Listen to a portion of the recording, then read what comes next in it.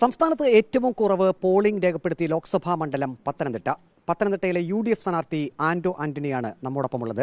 Polling ശതമാനം തീരെ കുറവാണ്. അത് തിരിച്ചടിയാകുമോ? ഇല്ല, ഞങ്ങളുടെ പോളിംഗ് ശതമാനം കറക്റ്റാണ്. UDFിൻ്റെ മുഴുവൻ വോട്ടുകളും ചെയ്തു. എല്ലാ ബൂത്തുകളും എല്ലാ സംവിധാനങ്ങളും അലേർട്ടായിരുന്നു. അവസാനത്തെ വോട്ട് ഞങ്ങളുടെ ചെയ്തു. ഇടതുപക്ഷത്തിൻ്റെ വോട്ട് ഉച്ചവരെ ഉണ്ടായിരുന്ന സജീവത ഉച്ച കഴിഞ്ഞില്ല. EP ജയരാജൻ്റെ വാർത്ത പുറത്ത് വന്നതിന് ശേഷം ആശയപരമായി കമ്മ്യൂണിസ്റ്റത്തോട് ചേർന്ന് നിൽക്കുന്നവർ തെരഞ്ഞെടുപ്പിൽ നിന്ന് വിട്ടു എന്നാണ് എനിക്ക് മനസ്സിലാകുന്നത്. അതുപോലെ തന്നെ സ്ഥാനാർത്ഥിത്വത്തിലുള്ള കടുത്ത അഭിപ്രായ വ്യത്യാസം കൊണ്ട് BJPയിൽ നല്ല ശതമാനം വോട്ട് ചെയ്തിട്ടില്ല. അപ്പം ഇവിടെ വോട്ടിംഗ് പെർസെൻറ്റേജ് ചോർന്നത് ഒന്നാമത്തെ കാരണം BJPയുമായി ഡീൽ ഉറപ്പിച്ചു എന്നുള്ള വാർത്ത വന്നപ്പോൾ ആശയപരമായി അവരോട് പോരാടുന്ന കമ്മ്യൂണിസ്റ്റുകൾ തെരഞ്ഞെടുപ്പിൽ നിന്ന് വിട്ടുനിന്നു.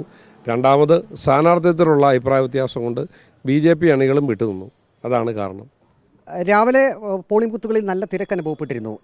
എത്ര പോളിംഗ് ശതമാനം പ്രതീക്ഷിച്ചിരുന്നു?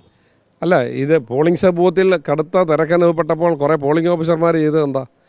ഇവിടെ എത്രയോ പോളിംഗ് സ്റ്റേഷനിലാണ് പ്രശ്നം ഉണ്ടാക്കിയത്. ആളുകളെ, പാവപ്പെട്ട വൃദ്ധരായ ആളുകളെ വെയിൽ നിർത്തി 2-3 മണിക്കൂർ നേരം വോട്ടിംഗ് മെഷീൻ കേടാണെന്നും പല കാര്യങ്ങളും പറഞ്ഞ് തടസ്സപ്പെടുത്തി വന്ന ആളുകൾ തിരിച്ചു പോയിട്ടുണ്ട്. ധാരാളം ആളുകൾ. ഈ വോട്ടിംഗ് ശതമാനം താഴ്ത്താനുള്ള ഇവിടെ വ്യാപകമായി കള്ളവോട്ട് ചെയ്യാനായിരുന്നു തീരുമാനം. 1 ലക്ഷം കള്ളവോട്ട് നമുക്ക് ചെയ്യാൻ കഴിയുമെന്ന് ഈ കള്ളവോട്ട് ചെയ്യുന്ന തട്ടിപ്പുകാരുടെ സംഘത്തിൽ വെച്ച ഒരു പാർട്ടി നേതാവ് പ്രഖ്യാപിച്ചതാണ്. നമുക്ക് ശ്രമിച്ചാൽ 1 ലക്ഷം വോട്ട് ചെയ്യാൻ കഴിയും. 350 പേരെയാണ് വിളിച്ചു ചേർത്തത്. പക്ഷേ അത് നടക്കില്ല എന്ന് വന്നോടെ ഇവിടെ അത് ചെയ്യാൻ വേണ്ടിയാണ് പോളിംഗ് ഓഫീസർമാരുടെ ലിസ്റ്റ് ചോർത്തി കൊടുത്തത്. ഏതൊക്കെ ബൂത്തിലാണ് ഏതൊക്കെ ഇടതുപക്ഷ അനുഭാവിയാണ് പോളിംഗ് ചുമതല വഹിക്കുന്നത്, അവിടെയുള്ളിടത്ത് നിങ്ങൾ കയറി കള്ളവോട്ട് ചെയ്യാം എന്ന് പറഞ്ഞ് ലിസ്റ്റ് ചോർത്തി കൊടുത്തവൻ സർവീസിൽ നിന്ന് പുറത്തു പോയപ്പം ബാക്കിയുള്ളവരുടെ നെഞ്ചരിപ്പ് വർദ്ധിച്ചു. അതുകൊണ്ട് ഉദ്യോഗസ്ഥന്മാർ മര്യാദയ്ക്ക് അവിടെ ഇരുന്ന് ജോലി ചെയ്യേണ്ടി വന്നു. അതുകൊണ്ട് കള്ളവോട്ട് നടന്നില്ലെന്നല്ല, കേരളത്തിൽ ഏറ്റവും കൂടുതൽ കള്ളവോട്ട് നടന്ന ഇവിടെയാണ്. പക്ഷേ അവർ ഉദ്ദേശിച്ച 1 ലക്ഷം കള്ളവോട്ട് നടന്നില്ല. അതിൻ്റെ നിരാശയാണ് അവർക്ക്. ഇന്നലെ EP ജയരാജൻ മാധ്യമങ്ങളോട് BJP ബന്ധം സംബന്ധിച്ച്, BJP നേതാക്കളുമായിട്ടുള്ള അദ്ദേഹത്തിന്റെ സംസാരം സംബന്ധിച്ച് ചില കാര്യങ്ങൾ വെളിപ്പെടുത്തി. ഒപ്പം തന്നെ മുഖ്യമന്ത്രി പിണറായി വിജയൻ EP ജയരാജനെതിരെ ചില പരാമർശങ്ങൾ നടത്തി. അത് BJPയെ സംബന്ധിച്ച് ഇവിടെ ദോഷകരമായിട്ട് വരുമോ? അത് ഏത് മുന്നണിക്കായിരിക്കും ഗുണം ചെയ്യുക?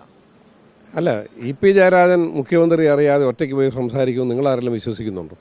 ആ ഡീലിൻ്റെ ഇടനിലക്കാരനാണ്. എന്നെ സംശയിക്കുന്ന EP ജയരാജൻ വെറും ഒരു ഇടനിലക്കാരൻ. സാധാരണ ഇതിങ്ങനെയുള്ള കാര്യങ്ങൾക്ക് ചുമതലപ്പെടുത്തുന്നവന് കിട്ടുന്നത് എന്താ? അവൻ സകല പാവഭാരമേറ്റ് പാർട്ടിയിൽ നിന്ന് പുറത്തു പോയിട്ട് വരും. പറഞ്ഞു വിട്ടവർ സുരക്ഷിതരായിരിക്കും. അതുകൊണ്ട് EP ജയരാജൻ ഈ പാർട്ടിയുടെ പുറത്തേക്ക് പോകേണ്ടി വരും. ഈ EP ജയരാജനെ നിയോഗിച്ച ആളുകൾ തള്ളിപ്പറയുകയും ചെയ്യും. അത്തരത്തിലുള്ള വാർത്തകൾ പുറത്തു വന്നതോടുകൂടി വോട്ടെടുപ്പിനിടയിൽ പത്തനംതിട്ടയിൽ എന്താണ് സംഭവിച്ചത്? അല്ല, ഉച്ച കഴിഞ്ഞ് നിങ്ങളാരെങ്കിലും ബൂത്തുകളിൽ പോയോ? അവിടെയെല്ലാം ഇടതുപക്ഷക്കാരെ നിങ്ങൾ കണ്ടോ? കാരണം ഈ വാർത്ത പുറത്തു വന്നതോടെ ഞങ്ങൾ എന്ത് ആശയത്തിന് വേണ്ടി നിൽക്കുന്നു അതിന് ഘടകവിരുദ്ധമായൊരു തീരുമാനം പാർട്ടി നേതൃത്വം കൈക്കൊണ്ടു. ഇവിടെ ഈ പാർട്ടിയോടൊപ്പം നിൽക്കുന്നത് തന്നെ മൗഢ്യമാണ് എന്ന് കണ്ടുകൊണ്ട് നിരവധി ആളുകൾ വോട്ട് ചെയ്യാനേ വന്നില്ല. കഴിഞ്ഞ ലോക്സഭാ തെരഞ്ഞെടുപ്പുകളിൽ കാഞ്ഞിരപ്പള്ളി, പൂഞ്ഞാർ ആ ഭാഗങ്ങളിൽ നിന്നാണ് UDFന് കൂടുതൽ വോട്ട് ലഭിച്ചത്. താങ്കൾ 3 വട്ടം തുടർച്ചയായി ജയിച്ചതിനൊരു പ്രധാനപ്പെട്ട കാരണം ആ മേഖലയിൽ ഒരു സ്വാധീനമാണ് എന്നാണ് ഒരു വിലയിരുത്തൽ. ഇക്കുറി ആ ഭാഗങ്ങളിൽ നിന്നുള്ള വോട്ട് എത്രമാത്രം പ്രതീക്ഷിക്കുന്നുണ്ട്? അതേ പോളിംഗ് ശതമാനം കുറഞ്ഞത് ആ മേഖലയിൽ നിന്നുള്ള ഒരു തിരിച്ചടിയാകുമോ? ഇല്ല, അവിടെ പോളിംഗ് ശതമാനം കുറഞ്ഞിട്ടില്ല.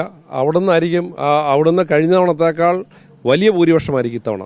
ഈ CAA വിഷയത്തിൽ കാഞ്ഞിരപ്പള്ളി, പൂഞ്ഞാർ മേഖലകളിൽ ഇടതുപക്ഷം ശക്തമായിട്ടുള്ള പ്രചരണം നടത്തിയിരുന്നു. അത് പ്രധാനമായും കോൺഗ്രസിനെതിരെയാണ് അവർ വിമർശനങ്ങൾ ഉന്നയിച്ചിരുന്നത്. അത് മുസ്ലിം സമുദായങ്ങൾക്കിടയിൽ അല്ലെങ്കിൽ മുസ്ലിം വോട്ടുകളിൽ ഒരു എതിർപ്പ് ഉണ്ടാകാനുള്ളൊരു സാധ്യത കാണുന്നുണ്ടോ?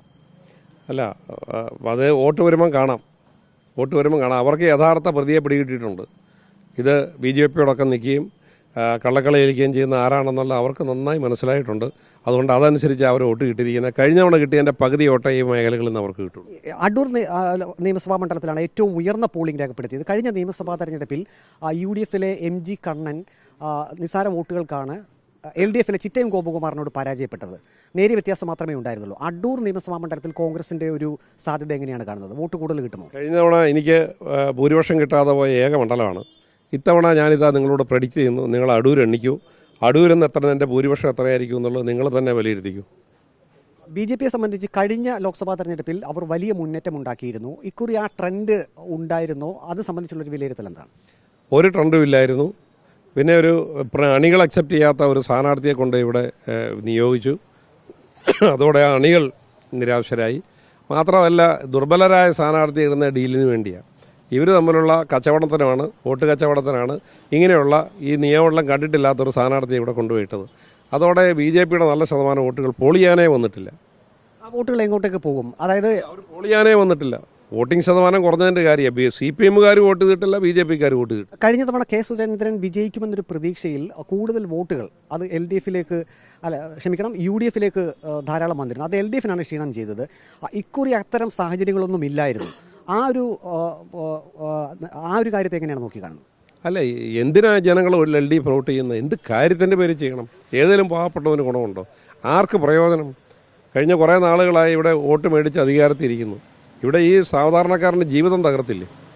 അപ്പോൾ ഇവിടെ ഒന്നും നോക്കാതെ ആളുകൾ നിര്യാതന ബുദ്ധിയോടെ ഈ ഭരണത്തിനെതിരെ വോട്ട് ചെയ്യും. എത്ര ഭൂരിപക്ഷം പ്രതീക്ഷിക്കുന്നു? എത്ര വോട്ട് വരെ കിട്ടാണ്? 4 ലക്ഷത്തിന് മുകളിൽ പോകുമോ വോട്ട്? ഭൂരിപക്ഷമായിരിക്കും വരാൻ പോകുന്നത്. 4 ലക്ഷത്തിന് മുകളിൽ പോകും.